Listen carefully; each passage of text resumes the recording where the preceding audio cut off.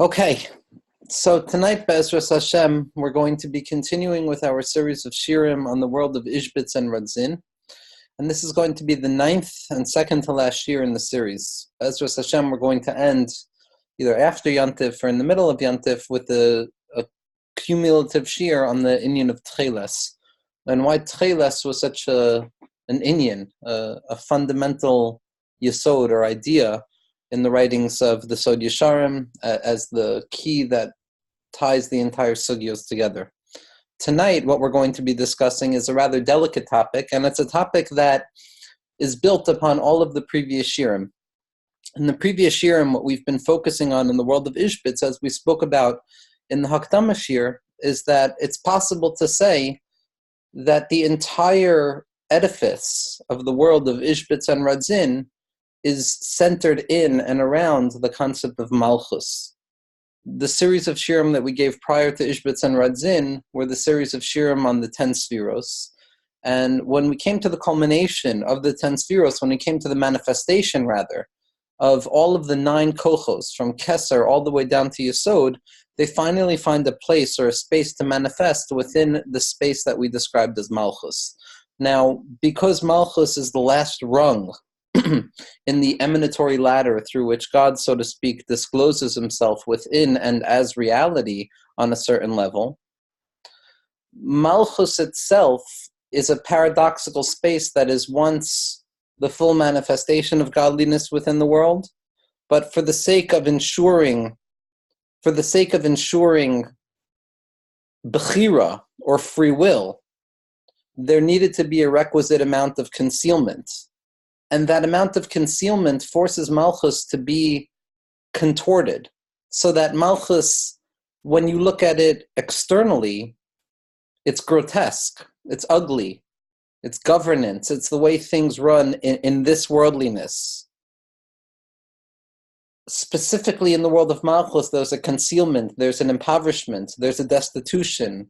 As the Zohar describes, Leis magar meklum, it has nothing of its own. It's compared to David Malka Mashiach, to David HaMelech, who was meant to be a stillborn, who was not meant to live within this world. He needed to borrow time from Adam HaRishon, as the Medrash tells us. So Malchus takes on this paradoxical liminal space where it is the end of all forms of HaKadosh Baruch Hu's disclosure within this world, but it is specifically the place that we engage it. And because we're engaging in that space, there needs to be a requisite amount of concealment and hiddenness, and it appears to be devoid. And we said that the entire concept of the world that Izhbitz and Radzyn were coming to teach is within this sphere of Malchus. That other drachim in Chassidus, other drachim or zramim or streams of thought can be identified or associated with particular spheros, with particular ideas, that each school has its own emphasis.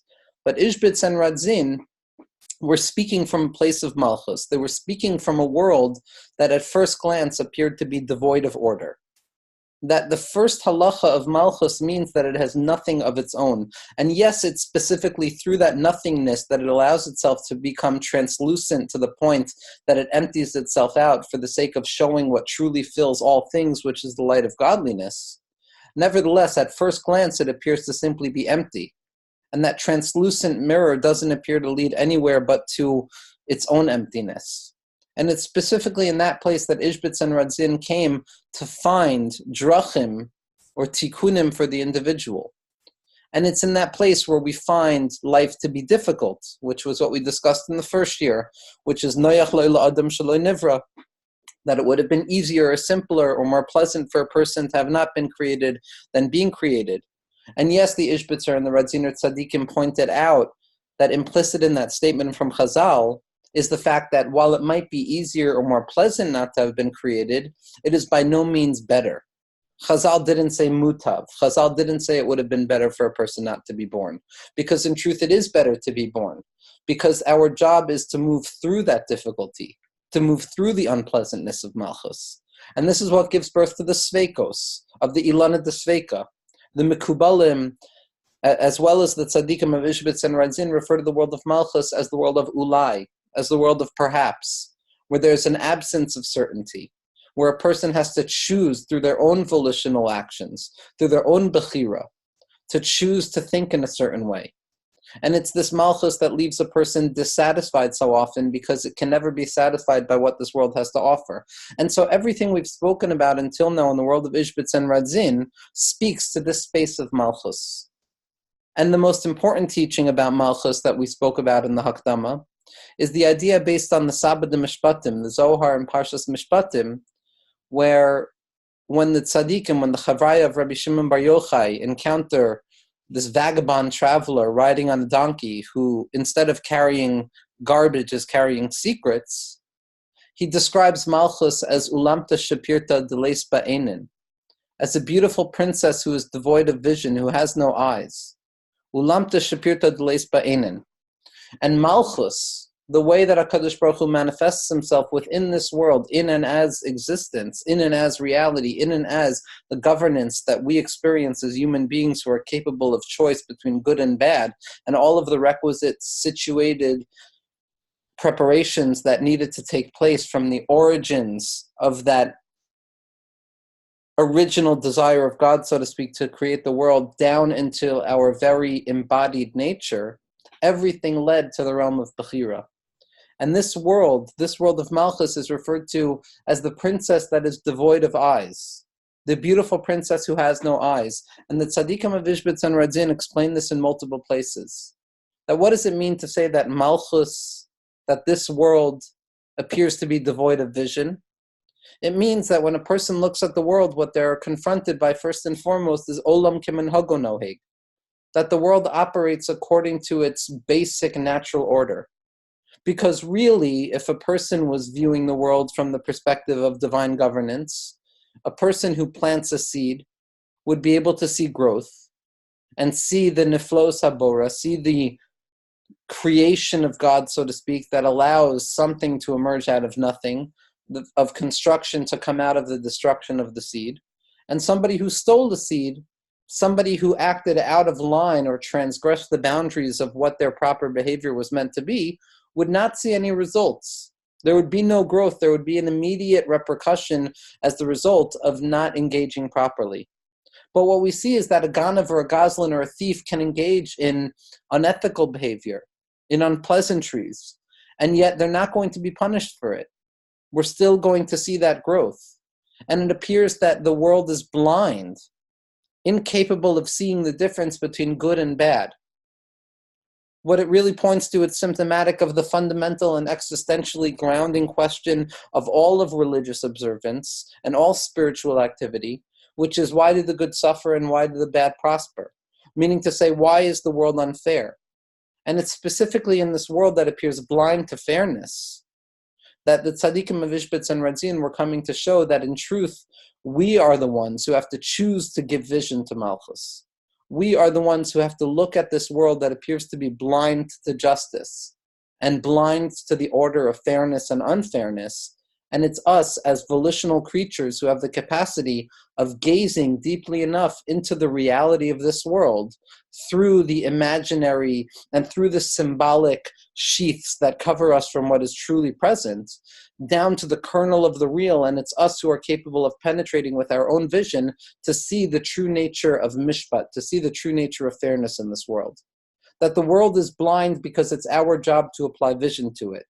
That the world appears to be unfair because it is our bechira to choose to see the fairness of God that embodies the unfairness. And it's our job to enlighten the darkened eyes and the blindness of the princess, which is Malchus. And it's our job to elevate it.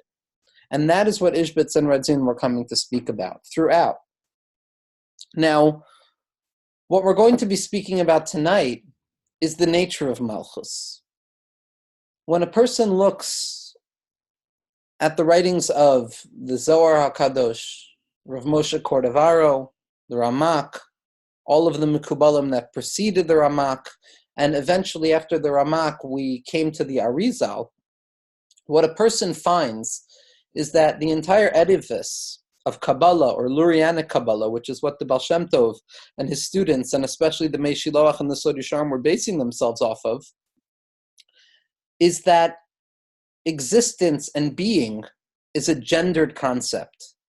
Now, before entering into a discussion about the gendered principles of divinity and divine engagement, what I want to make very clear, which will still not be clear enough because it can take hours and hours and hours to fully express the hakdama necessary to speak about this, but we're not speaking about physiological gender. We're not speaking about a particular sex versus the other sex. When I speak about, or when the tzaddikim speak about masculinity or femininity, they are not speaking about the gendered properties that exists within the world of human beings as male and female. When we speak about femininity and masculinity, what we're speaking about are spiritual principles that apply to each and every individual. We're not speaking about the feminine versus the masculine in the sense that one is the sex of the female and one is the sex of the male. But when we speak about femininity and masculinity, we're always already speaking about two energies, two kochos, two strengths, two phenomenological lenses through which to view our own experiences that apply to each and every individual. So that when we see that in the writings of Kabbalah, there seems to be a binary opposition that is aligned between masculinity and femininity, which gives precedence to masculinity as that which is expressive versus the lower grade of femininity as that which is passive and receptive.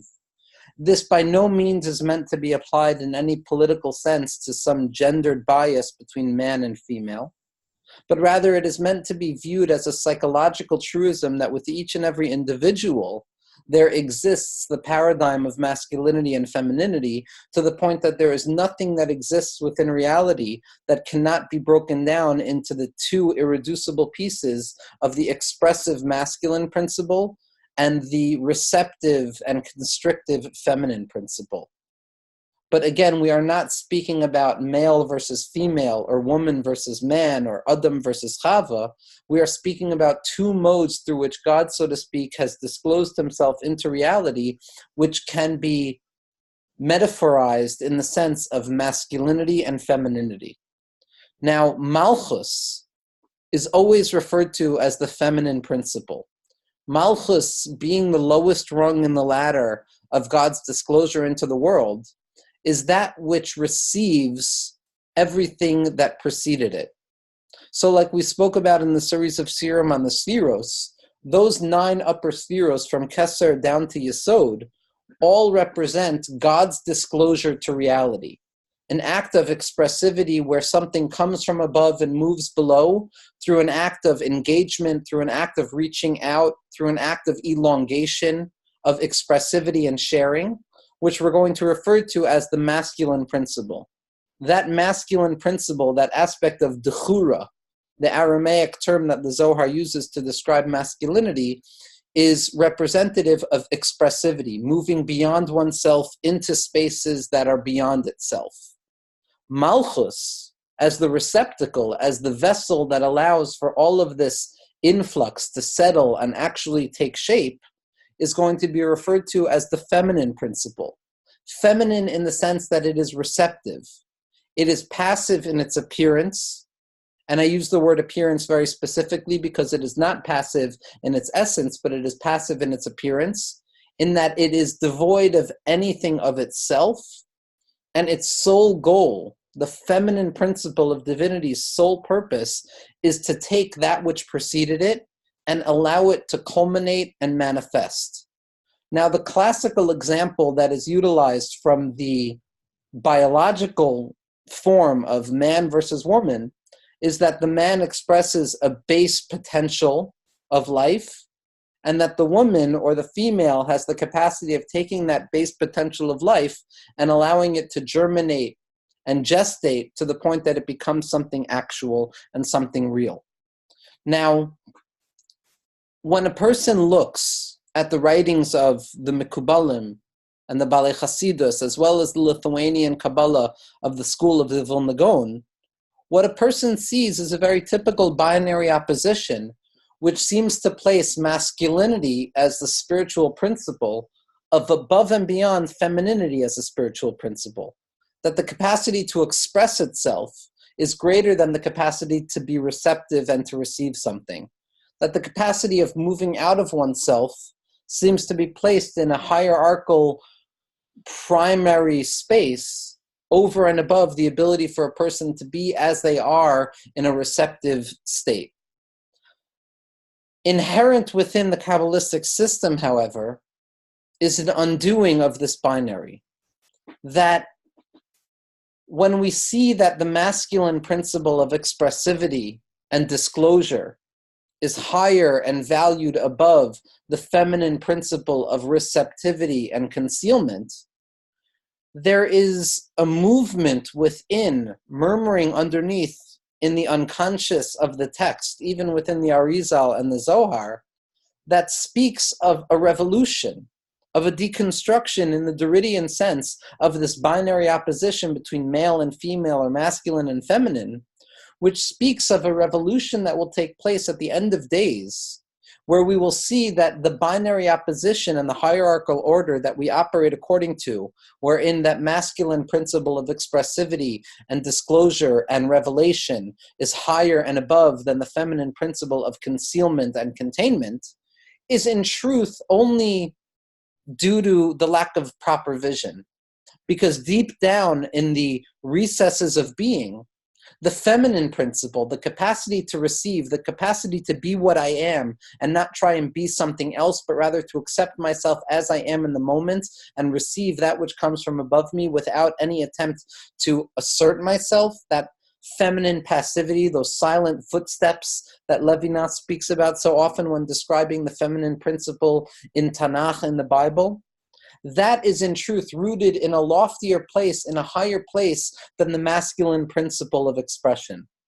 That there is an inherent unconscious impulse within the Kabbalistic structure, within our texts, that speak of a gendered revolution, so to speak, wherein this patriarchal, this ontological patriarchal order, wherein masculinity is above and beyond femininity, or the male is above and beyond the female, will be undone in a redemptive gesture that shows that in truth, the feminine principle of receptivity, which appeared to be degraded and impoverished during existence, will be shown to be loftier and above and beyond the highest manifestations of what we might refer to as the masculine spiritual principle, or that masculinity of divinity that is expressive. Because the ability to abide within oneself, the ability to be what one is and not try and be some other thing, the ability to receive without any ego separating between who I am and what the divine will wants me to be, is in truth rooted in the highest order of being, which is Keser. And this is described already in the Tikkunei Zohar when they say Keser Malchus, that the crown of kingship. But in truth, Keser, which is the loftiest space in the Siratic order, like we discussed, that undying and undulating desire and will that plays around in that internal sha'ashua, that internal self-engagement, wherein I desire because I want pleasure, and I take pleasure because I desire, is in truth one and the same as that receptive principle of Malchus.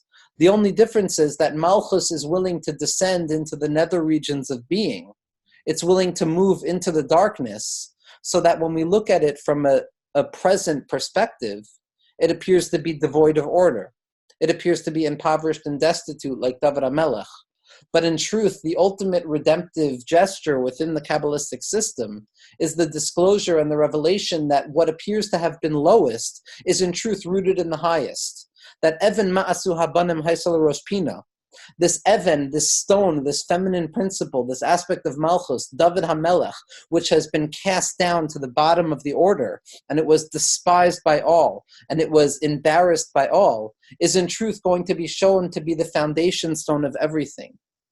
That the feminine principle will in the future be shown to be loftier and above and beyond the masculine principle. Like the Pasuk in Yirmiyahu says that Bara Chadasha Ba'aretz, that God will create something new in the land, and Nekeva Tesovev Gever, that the feminine will encircle the masculine.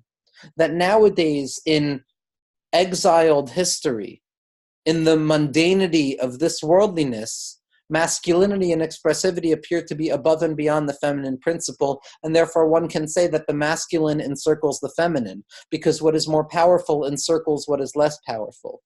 But in the future, through the prophetic vision, we're told that in the future, the feminine will encircle the masculine, and that the feminine principle of receptivity and lack and concealment will be shown to be of a loftier spiritual value than even the expressive nature of masculinity. And what I want to say here is not without machlokas, that the Arizal speaks of this gendered bias. The Arizal speaks of this feminine and masculine engagement. And what it seems to be when one looks at the writings of the Arizal is that at the end of the day, when all is said and done, after that redemptive upheaval wherein the feminine principle of concealment and darkness is shown to be of a loftier level than what it appears to be in this world, the highest place that the feminine principle can arrive, according to the Arizal, in his discussion of Malchus and Yesod, or Malchus and Zer Anpin, is that perhaps the feminine principle can equalize itself with the masculine principle. Perhaps that which appears to be hidden and sullied and broken and concealed and difficult and painful can be shown to truly be on par with that which is present and that which is valuable and that which we value in this world. As if to say all of the struggle that we've gone through in this world, which we can associate with Malchus and the feminine principle, will be shown to have been on par with those moments of revelation and those moments of joy. But the moments of concealment, of malchus, of femininity, can never be shown to be loftier than masculinity, but they can be shown to be of equal standing, of what is referred to based on the midrashic interpretation of the sun and the moon's engagement in the world as Shrei Malachim Meshamshim B'Keser Echad, of two kings, the masculine ideal and the feminine ideal, as operating in unison. But what I want to say, and this is not in my own name, this is in the name of tzaddikim, and it's not only Izhbitz and Radzyn that is willing to go there, but they do it explicitly, that inherent within the system is a step further. That there is a way to look at our experiences that we associate with malchus and femininity and concealment and difficulty and sveikos and darkness and self-doubt, and passive engagement in the world, and a sense of hopelessness at times, wherein a person loses sight of what they're trying to do and needs to settle with what they are. There is a movement, there is a makom, there is an inyan that allows for us to see that in truth, the feminine principle, that which appears to be difficult and painful, and all of the sveikos that we go through in this world, in our own psychological and phenomenological experience, is in truth of a higher and loftier spiritual value than the masculine principle of expression and accomplishment and positive actions. So that when we can look back on our lives and we can look at our own spiritual situatedness, there is a place where we can see the difficulty and the pain and the struggle and the concealment, and the confusion, and the darkness, and the dimness, and the silence, and the passivity, and the concealment, and all of the metaphors that we associate with that feminine principle, that there is a place where we can say an inversion of terms takes place, and that which has appeared to be so low is in truth revealed to be higher than anything that we could have ever imagined.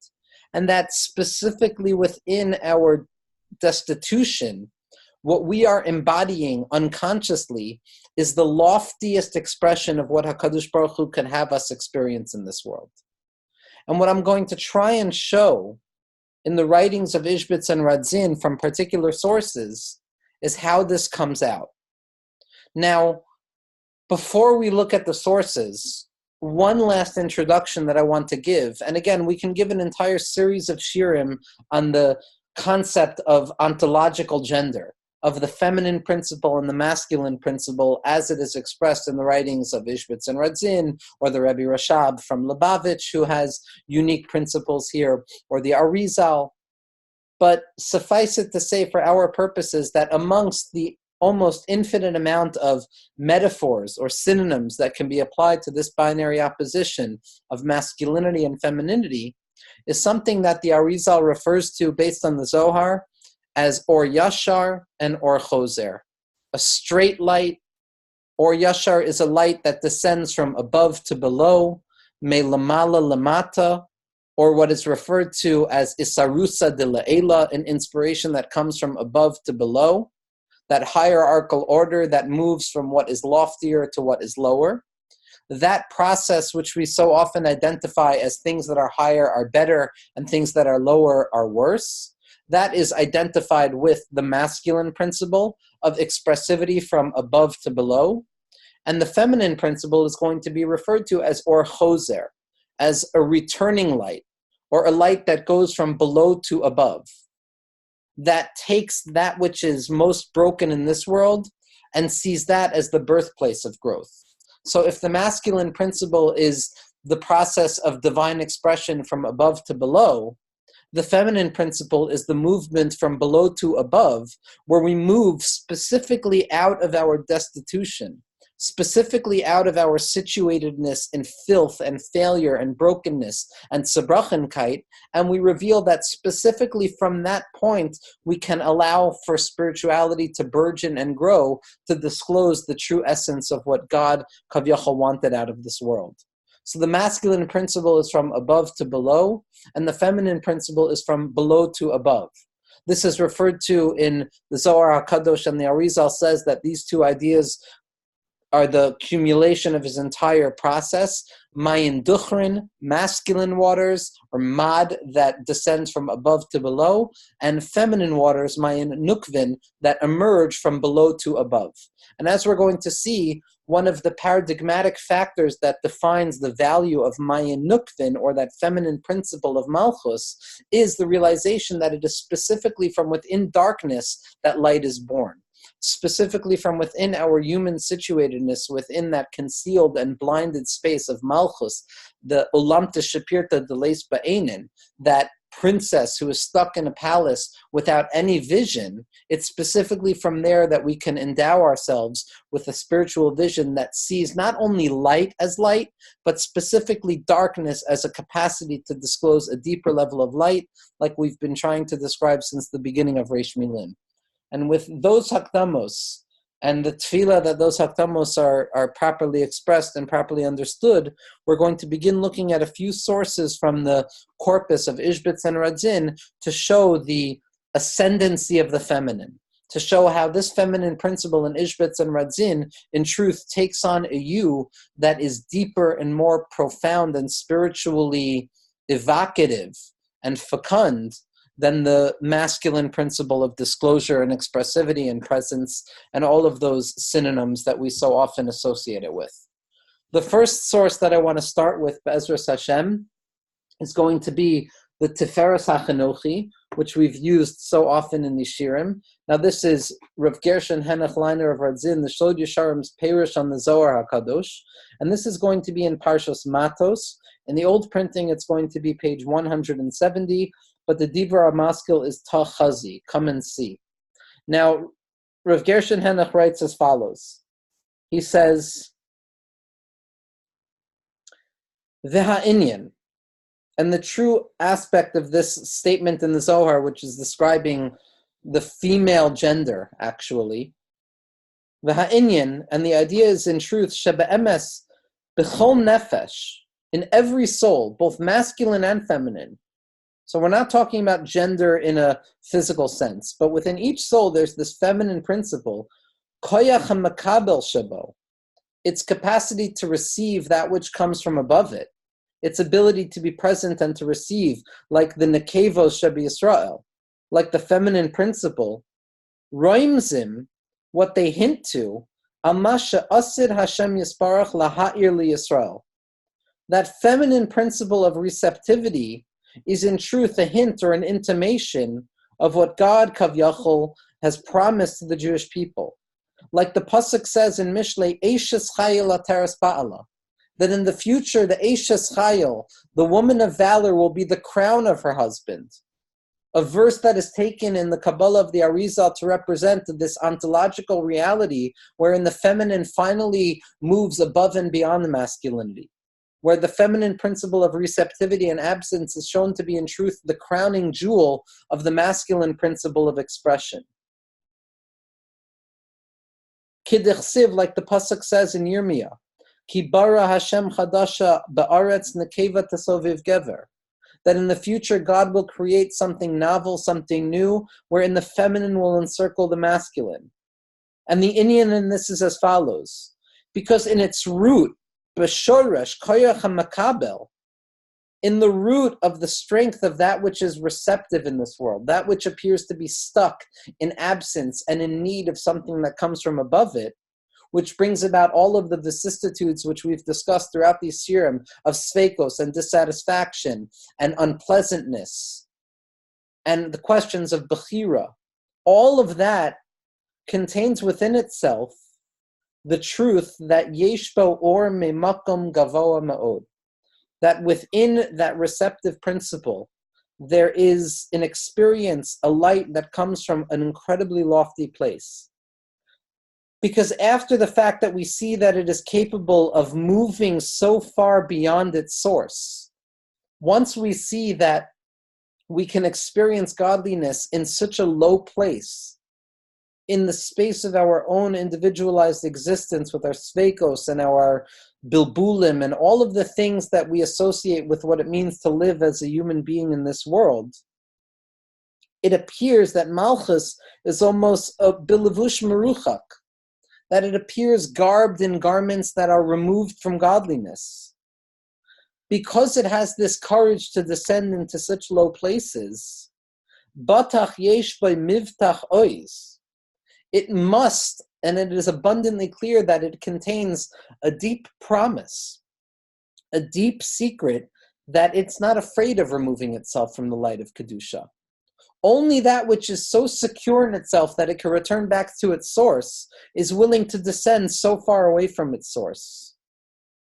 Lefi sheba memakom gavoa yoshuv liros makora, that it knows so intuitively and so deeply within the interior of the interiority of its will that it will see its source again.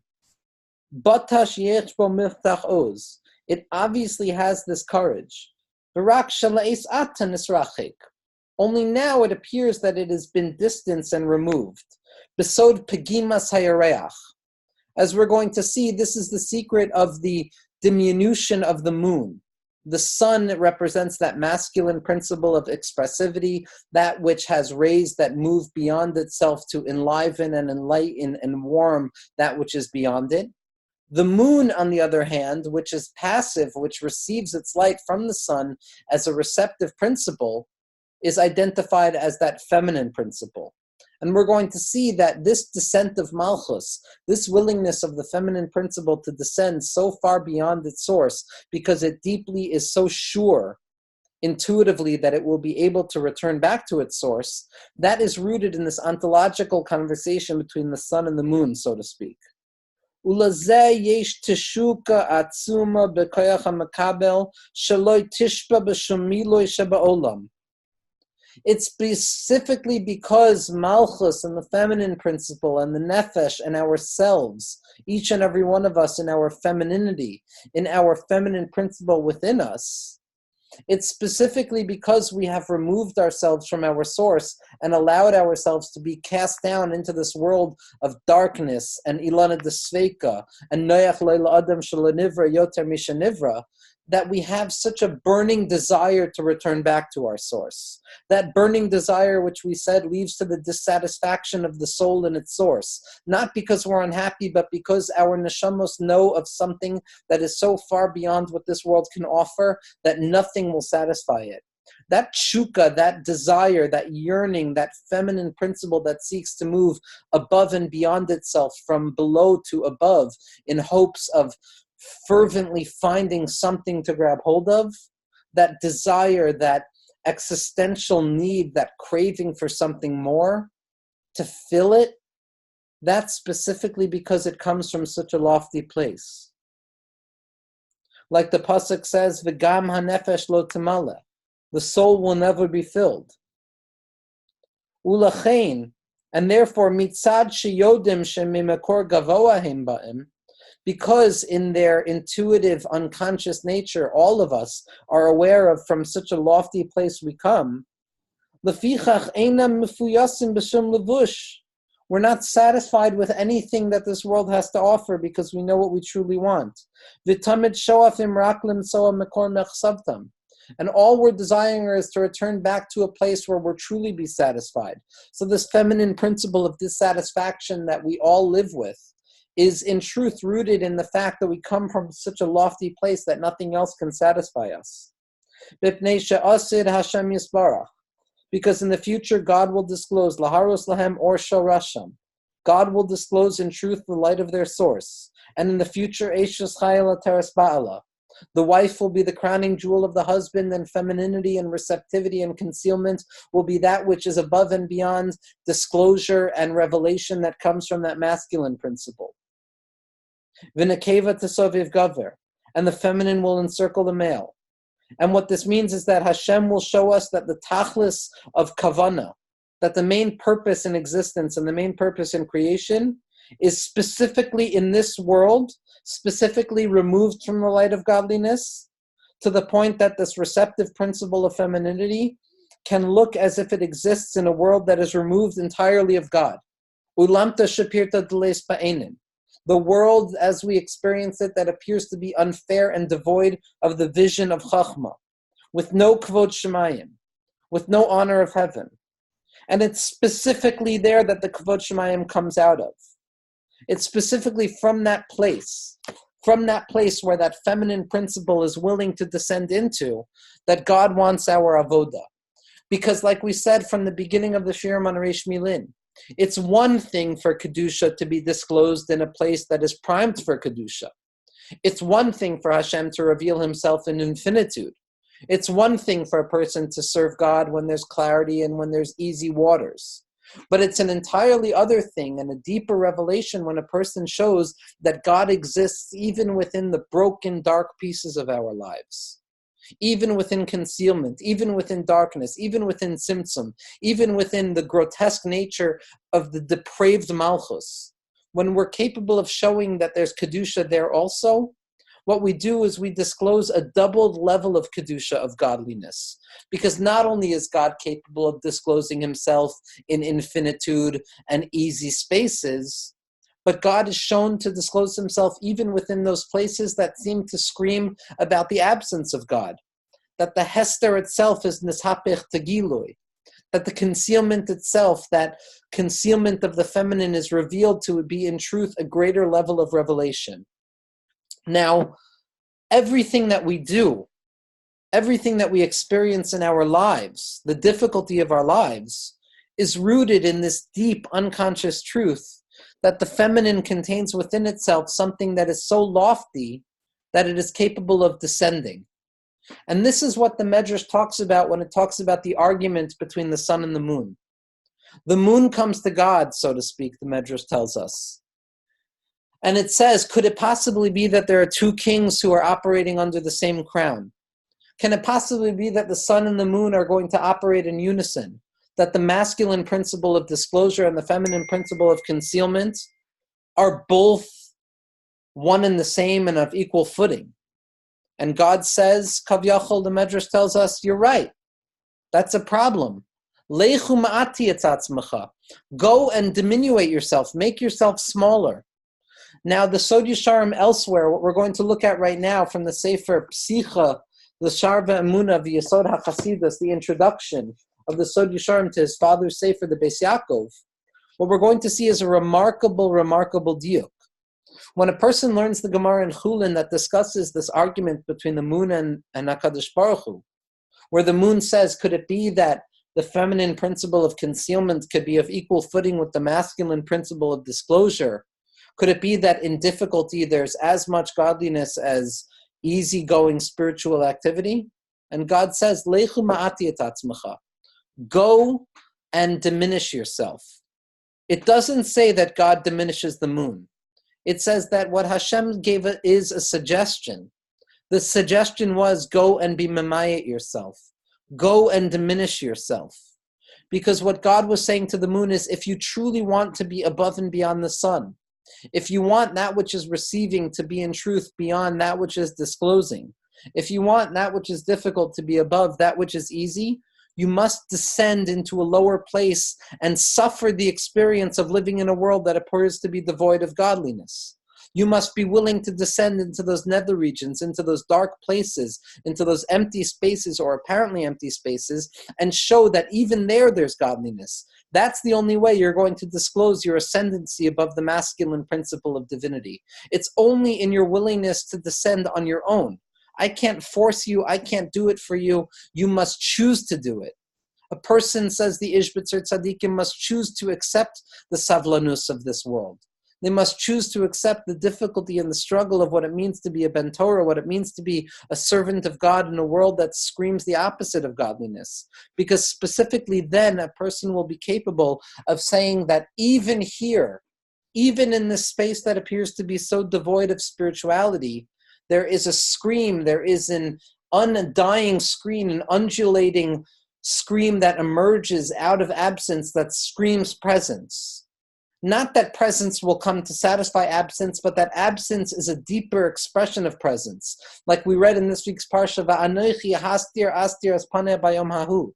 And the Baal Shem Tov HaKadosh teaches us that when a person is capable of realizing that in the concealment of concealment there is disclosure, nifredu kol palei oven, the concealment dissipates. It discloses itself. Darkness shines. The Sod Yesharim says as follows, and this is going to be on page Kuf Mem Daled, on page 144 in Shar HaEmunah.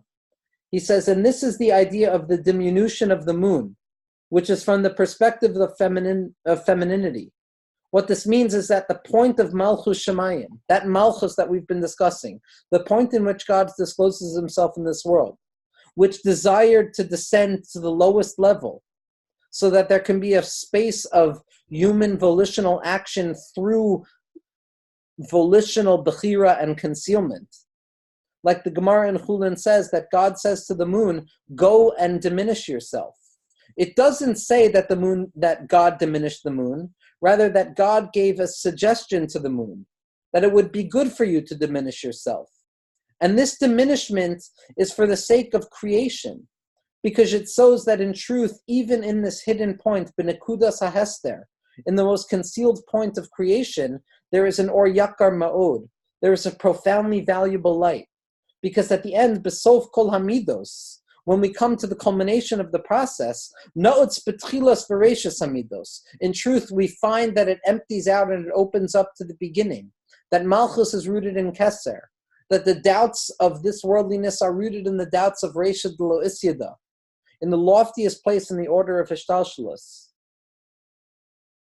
L'chein haya ba b'sharasha tekifas atzum, and therefore there was this profound chutzpah or tekifas or strength or certainty within the moon to say that I'm okay descending into this place of Hester, and I'm okay receiving the light of godliness through all of these distortions and partitions which make it as if God doesn't exist. Because only then am I able to show that it's specifically mitzad hanigud, mitzad the opposition of godliness, that godliness exists. Like we said, it's one thing for God to appear and reveal himself from the perspective that allows God to reveal himself. It's an entirely other thing that allows for God to reveal himself from opposition itself. And in truth, by us, by the Jewish people, this is something unique. It's specifically the willingness to descend into concealment and to live with those places that are broken, and to recognize that in truth, these are representative of loftier spaces of spirituality. What we spoke about in the Shir on choosing not to choose and the Shir on Bechira is that each and every person contains within themselves a Yosef paradigm and a Yehuda paradigm. The paradigm of masculine expressivity, which needs to be perfect, which needs to be according to the letter of the law, and that feminine principle of Yehuda, of Malchus, of the kingship of David, which is willing to make mistakes. And the typical binary opposition in its hierarchical situatedness typically sees that Yosef ideal, that living according to the boundary of the law, living according to the minutia of masculine essentiality, is on a loftier level than living in that doubtful space of Chachma. But the Beis Yaakov says something remarkable. And it took me hours to find this. I read this statement in the Beis Yaakov years ago, and it took me hours to look through the Beis Yaakov ala Torah to find it, because I think it summarizes and it gives credence to what we're trying to say tonight. This is going to be in the Beis Yaakov in Parshas Vayigash, and it's going to be in Os. It's going to be in Os 63. I'm sorry, not 63, 10. The Beis Yaakov says as follows: the Az Nisparer, in the future it will be revealed, Shegodel Kocho Shel Yehuda, Yoter Me Yosef, that the strength of Yehuda, the strength of the feminine principle, will be greater than the strength of Yosef, the strength of the masculine principle. Because Yosef, Keneged Yehuda, is the aspect of somebody who is coming to fix something and something that needs to be fixed. Masculine represents the essence that is coming to fix something, that needs to fix something, that expresses something, that has something to say. The feminine principle represents that which needs to be fixed, that which appears to be broken. V'zehu me'achar sheYehuda hu ha'misbarer v'Yosef hu ha'mevarer. And once we understand that Yehuda is that which needs to be rectified, that broken thing which needs to be clarified, while Yosef is that which clarifies the broken thing. And the Beis Yaakov says something incredible here, which I've only seen elsewhere in the Mitler Rebbe. Ubi Yisrael hamisbarer hu gadol me hamivarer. And by the Jewish people, by our perspective, by the non-hierarchical order in which we live the world, or by that deconstructive impulse that sees a revolutionary switching of things, the thing that needs clarification, the thing that needs to be fixed, the thing that has descended so low, is in truth of a loftier value and more valuable than the thing that can fix it. That which descends lowest is in truth rooted in the most lofty place. On a practical level, we see this coming out in the writings of the Mei Shiloach as well.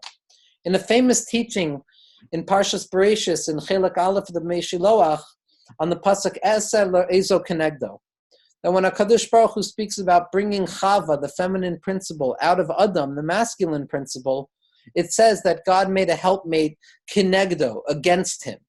And the Mei Shiloach says as follows: Bior ha'inyan, the true essence of this idea is because the desire of God, so to speak, is that a person should find salvation and help, not from something that agrees with them, but from something that goes against them.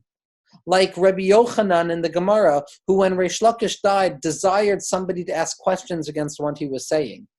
Because it's specifically through the difficulty, it's specifically through concealment that a person will be capable of coming upon the true essence of themselves. And there's a remarkable teaching in the Beis Yaakov ala Torah, and this is the Beis Yaakov HaKola.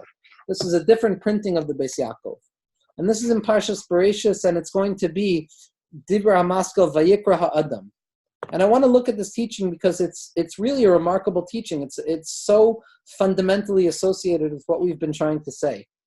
The question is regarding Adam Harishon, who after he gets punished for the sin, after he gets punished for serving HaKadosh Baruch Hu in a faulty way, that transgression of eating from the Eitz Hadas Tov V'Ra, it says that Adam Harishon placed blame on Chava.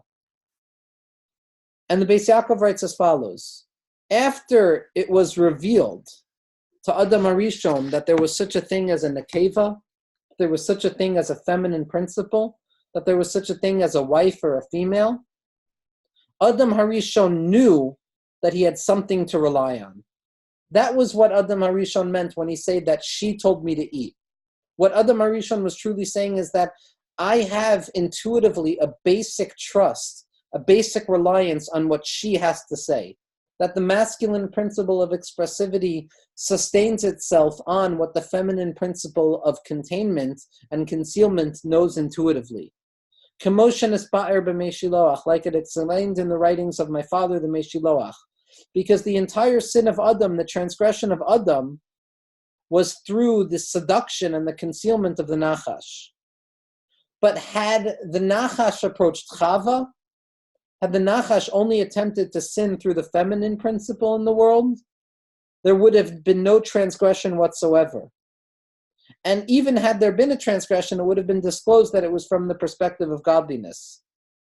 Because the feminine principle cannot be wrong. There is no place that the feminine principle cannot disclose the godliness in that situation. Because in the future, all of this will be fixed. Everything will be fixed and it will be shown to have been the desire of God. And in the future, the feminine principle will be shown to contain an or gadol me'od, a deep light, a light that is beyond and above Adam Arishon. But from the perspective of Adam, from the perspective of that masculine principle, there was a fear to descend into the Eitz Hadas Tov V'Ra. There was a fear to descend into that place of the Ilana Desveka, into the world of doubt. But she forced him there, she drew him there, she seduced him there, because she understood that she was loftier than he was. She had a deeper understanding than he had. And in the beginning, Adam Arishon thought that the woman was only given to him to help. But in the end, when he sees that in truth she has a deeper understanding of desire of God in this world, Ra'a ki ikar hachayim shofa la mimena. Adam Harishon, the masculine principle, the male sees that in truth all of its strength comes from that feminine principle. Ulachein kara em kol chai. And therefore she is referred to as Mother Nature, the mother of all.